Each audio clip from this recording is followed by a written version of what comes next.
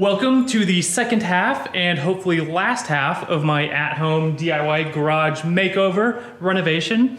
And well, I started with a perfectly functioning garage and then I turned it into a non-functioning chaos nightmare fuel garage. And now we're trying to put it back together, but with a garage door that's in a new location, with a car lift, with new paint and new cabinets and moved shelves and things being cleaned up and reorganized and some electrical work and car chargers and just we're making it the way it was before. We're making it a garage, but now it can fit more cars and it's gray. So last time we left off, this lift was not in here, it was not installed. That was a bit of an adventure. We actually had to install it twice. So we'll take a look at that really quick, and then once we get caught up on how the lift went in, well, we have a challenge. I need to get this non-running, non-driving 1960s Austin Healey onto the top of that lift. So first, how the lift went in. Next, how this is hopefully getting on the lift. And then we are hopefully past the halfway point. Just like a little more painting, some organizing, some like really kind of cool, fun, techie stuff needs to get installed out here. And then we're done. Then we can get back to car projects. So here we go. Let's install a lift.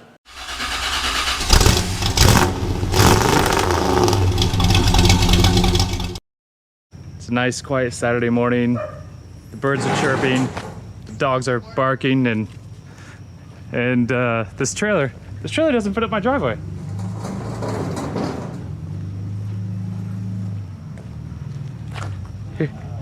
Here's the good news. That'll buff out.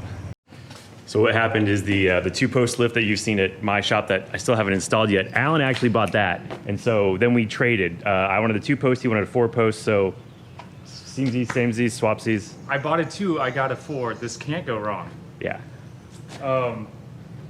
It's gonna fit, right? He didn't measure, but it'll probably fit. It'll probably fit. Yeah. And so the four-post lift that we're installing today was the first video on our channel. And coincidentally, on that day when we installed it, it rained. And today it is also, well, it just rained, it just stopped, but it's weird.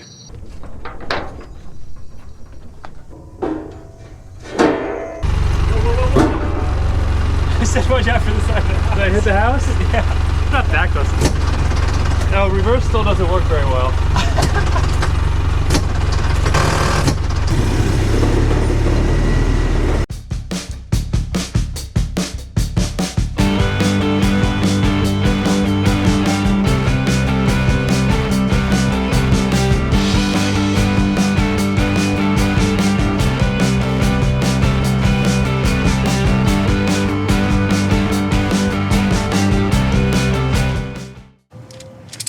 Ever seen somebody tow what is that, 700-pound ramp behind a Polaris? Auction Polaris that's in okay condition. Yeah, here we go.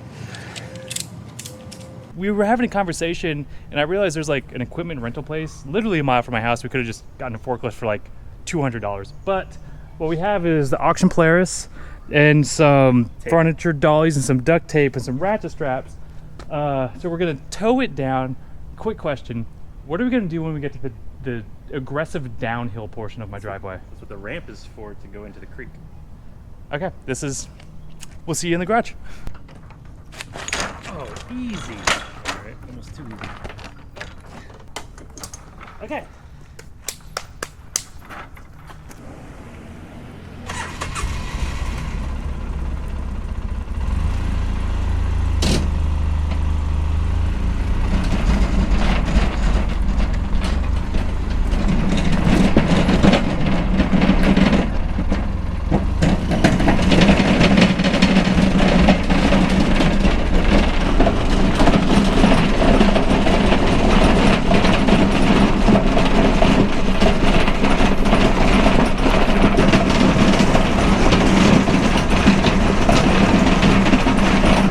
I'm just gonna sit back here and do nothing. He's doing so well.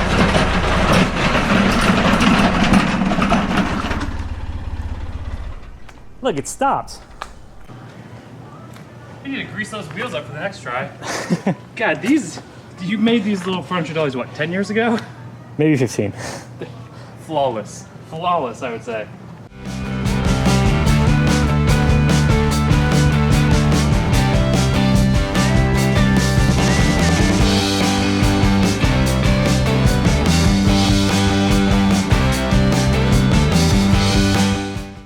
These do anything important? They hold the cables, so not really that important. That was fun though. You want to do it again? Yeah, and the next one's lighter, Yeah. and we have practice. Most importantly, next one's lighter, we have practice, and a false sense of confidence.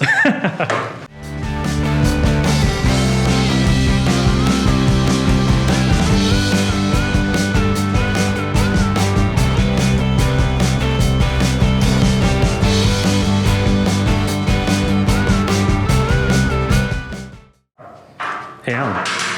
Hey. How tall are your ceilings? They are taller than a lift, but shorter than the Empire State Building. That is not helpful at all.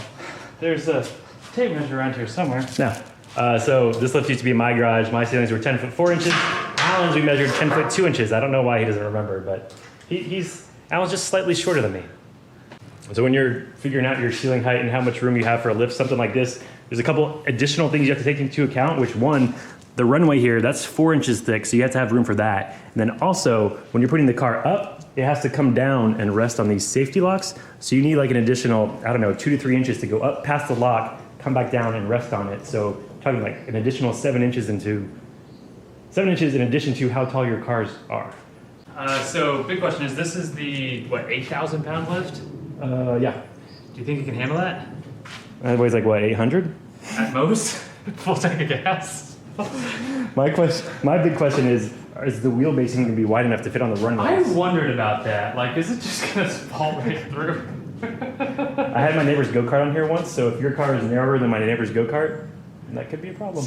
Gonna be close. It's probably going to be short by just 2 inches. Yeah, and that's when the Volkswagen goes up top, and that goes down below, and then It'll be fine. that's fine. That's fine. Next up here, we've got the runways on. We got to run these cables through all the pulleys underneath, get them up to the top of each tower.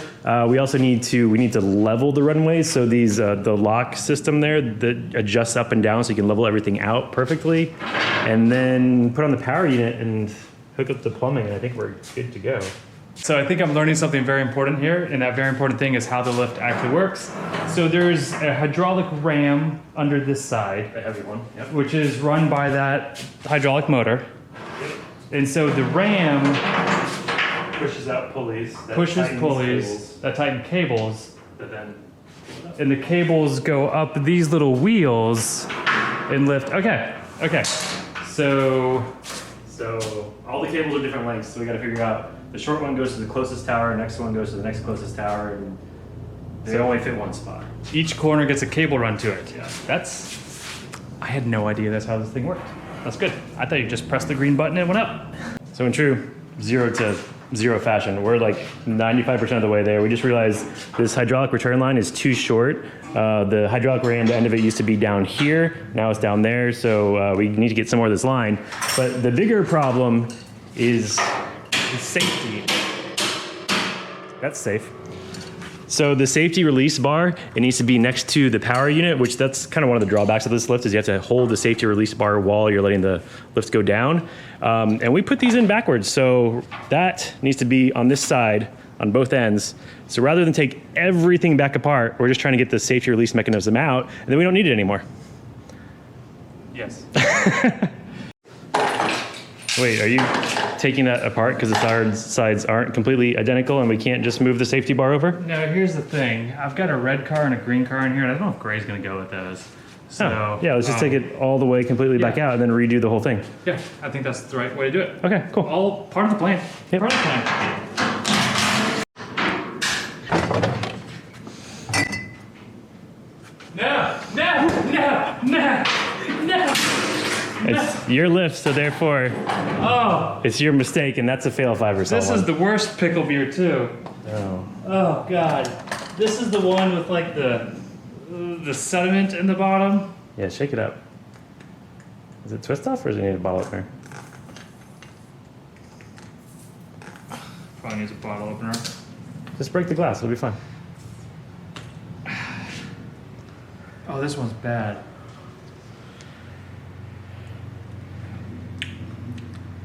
Actually, this one's not as bad as the The best made. I mean, it's pretty hot out. This is pretty refreshing. Oh, no, it's bad. It's bad. Oh, God. Well, you know, I'm glad you didn't reach for the 40 ABV vodka pickles. Okay. So, if we don't have this thing working by the end of the day, it might be vodka pickle time.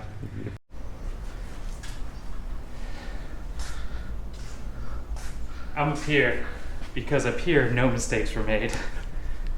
We literally had to take the entire thing back apart. It was all completely, you could just put it back on a trailer right now. So now we're gonna put it back together the right way. Yeah. And good news, we know how to put it together this time. Bad news, the floor is all covered in hydraulic fluid.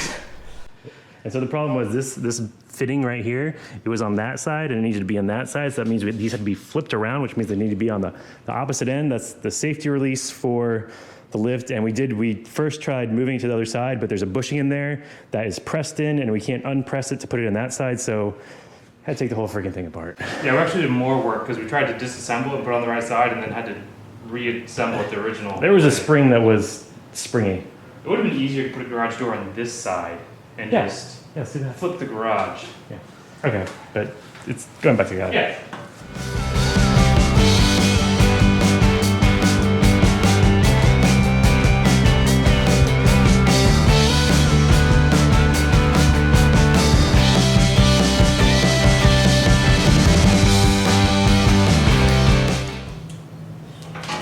Here is attempt number 1 to run the lift.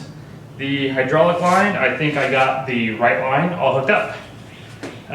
Hopefully no leaks, hopefully it goes up. It's gonna need a little bit of tuning adjustment from what I understand, but let's press the button, see what happens.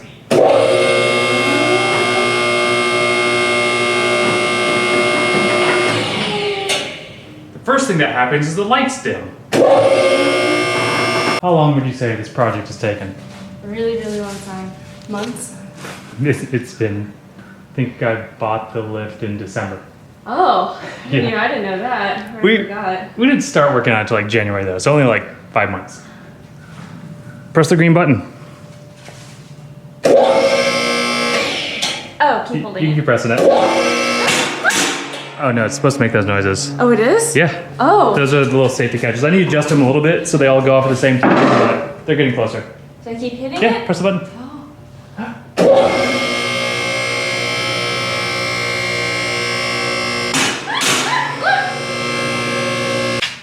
And this lever, Uh-huh. all those little clicks are the safety locks. Yeah. Just pull that down and then push this. Wow. Yeah. I would say it's progress. Yeah. I think we literally just like crossed over the hump. Now things go from being taken apart and scattered about to start moving back in. Yay. I have to figure out how to get this on top of here. I have an idea for that. Yeah, what is it? It's better to see and not ask. Am I involved? Oh, since it has no brakes and no engine, you might be involved. In the lift? Like, I guess Yeah. I'm just gonna find out. I have an idea. It'll be fine, or you'll just never see this.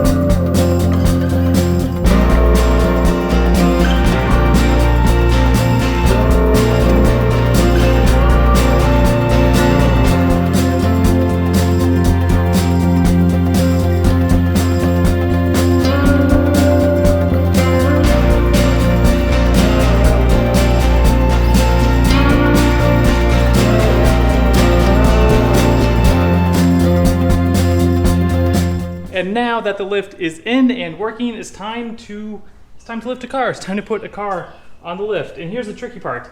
This car doesn't run. Well, it might run. I don't know. The thing is, I took the gas tank out, so even if it did run, it would have no gas. And the brakes don't work, but I do have a parking brake, and I do have a clutch, although the clutch doesn't work either, so I really just have a parking brake. So the plan is, I have a nice downward slope to the driveway. The plan is to push it slowly down the slope, use the parking brake to stop it. Somehow I need to push it and steer it and access the parking brake without ripping the driver's side door off on the side of the garage, so we can take care of that. And then hopefully position it somewhere down here where I can hook some sort of winch cable up to it. I have various winches. I don't know which one we're going with, but hook a winch cable up to it and just winch it up the ramps that I need to put in, up the ramps, on the lift, and then up in the air. Okay, this thing is really lightweight.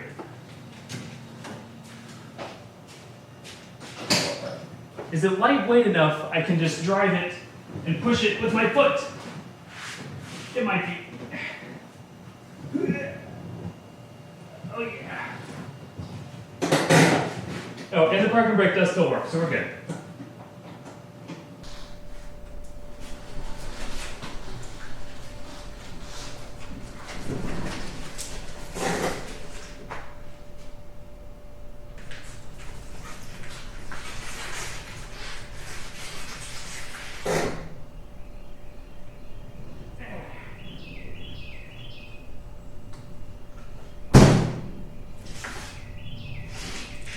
I don't want to jinx it, but I'm just going to say it. That was almost too easy. Now we just need to figure out how to hook a winch to the front of the garage, winch to the front of the Healy, and just winch her in. I'm going to level with you. I do not know how much the Austin Healy weighs. I'm going to guess like 2,000 pounds because it is super lightweight. I wheeled it out myself. Also, I have winches. There's like an 8,000 pound winch on the front of the 4Runner. But Demery is in Dallas right now, and she has the 4Runner. There's a 3,500 pound ATV winch on the front of the Polaris, but that's all the way up in my front yard. My neighbors love it when I park it in the front yard. So what we have is this, I think like Northern Tool Harbor Freight 110 volt or 120 volt, just wall plug winch. It says lifting, so it's for lifting capacity 400 kilograms. I don't know what that means. Also, I got this, I think, from Steven. He wasn't using it and didn't have space for it, so it's been in my attic for a couple years. And then I just ratchet strapped it to the front of the car lift. So this is gonna work just fine. I'm not concerned. I think there's enough cable to reach the Healy, so we don't have to get any more sketchy and do rope or something in between. I'm gonna move this tray out of the way because that's not going to work well, and we'll see how it goes. The benefit of those other winches I mentioned is they have remote controls, so I could have just sat in the Healy and remote controlled and driven myself up. This doesn't. It has that yellow pushy button thing, so maybe there's going to be a lot of pushy buttony steering. It's going to work.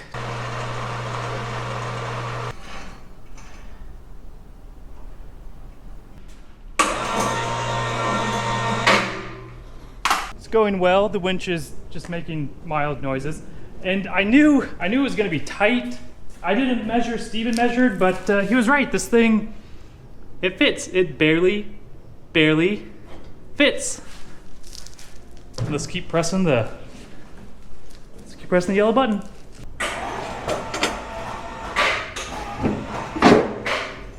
I was about to push this button and send the Healy up in the air for the first time, and it dawned on me that all of this work that I've been doing, these late nights for many months now to completely redo this garage, all the help from Dem, all the help from Steven, it has been so I can put this car in the air. So when I press this button, and when this button works, it's all gonna be worth it.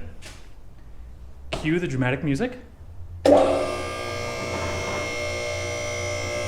She's going up.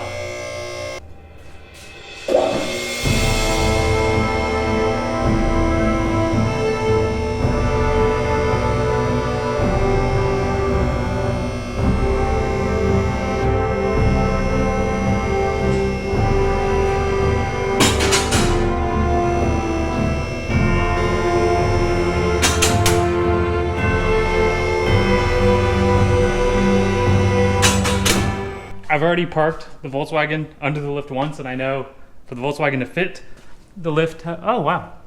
Ooh, that needs more work than I thought. To get the Volkswagen to fit, it has to go all the way to the top, which is fine. I measured to the windshield. I did not measure to the radio antenna. So I think the antenna has to come off. But other than that, we're doing good. I'm gonna poke around under the car. I've not seen under the car. Even when I bought it, it was super low to the ground and it was on the ground. So I'm gonna poke around under there, and then I'm gonna take the antenna off. And then it's literally down to painting right here, putting the lights in, organization, and then some fun little smart garage stuff I'm gonna install. So poking around, and then back to really the last bit of garage, and then let's kind of tour and do a before and after of what this place looked like and what it's gonna look like right now.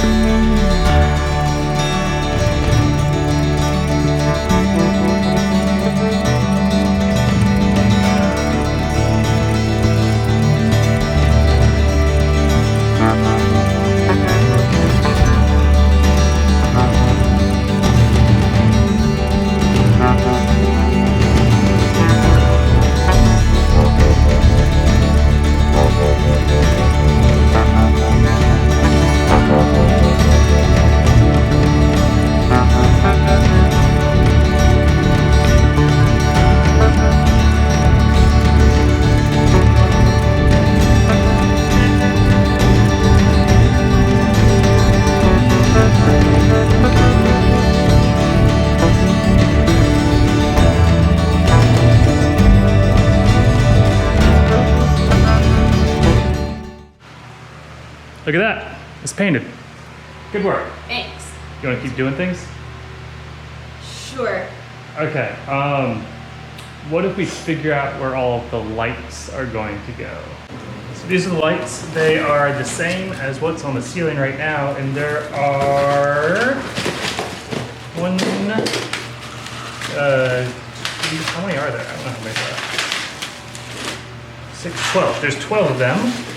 And right now on the ceiling, there's 1, 2, 3, 4, 5, 6, 7, 8. So there's 8 up there, there's 12 more in here. So maybe another set of 8 right there, and then 4 in the middle. Sure. So tricky step number 1 is there actually an electrical box up here, or is there just a hole going through the ceiling? And it looks like there's just a hole going through the ceiling. What does that mean? That means we're probably not putting the lights up tonight, because I have to go to Home Depot and get some electrical boxes. Okay. Because this house was built in the early 80s. In the early 80s, they did 2 things. They did a lot of cocaine, and they just ran wires through drywall, because that's what you did in the 80s. I wasn't there, but I'm assuming. You were definitely there in the 80s. I was. So we're not going to be done tonight. We're going to go to Home Depot and get more parts, but maybe we'll be done tomorrow. Hey, what's that in your front yard? I, sir, as you can see, live on 30 acres of wilderness. This is completely necessary for the level of yard work that I do in this rural area. I know people are like, hey, right tool for the right job. You're not supposed to hammer on screwdrivers. This screwdriver has a full metal tang and a hammering head and a little rubber isolator. So you are actually allowed to hammer on this screwdriver. Right tool for the right job.